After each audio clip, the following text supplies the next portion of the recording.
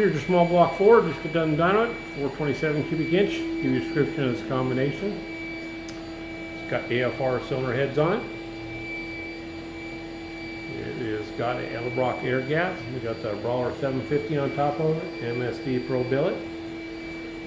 Got custom pistons, got a custom hydraulic roller.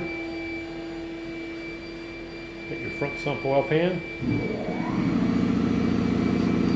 Got the March. We went ahead and put an alternator on here just to dyno it. I guess you got your own, so go in there and see how it runs.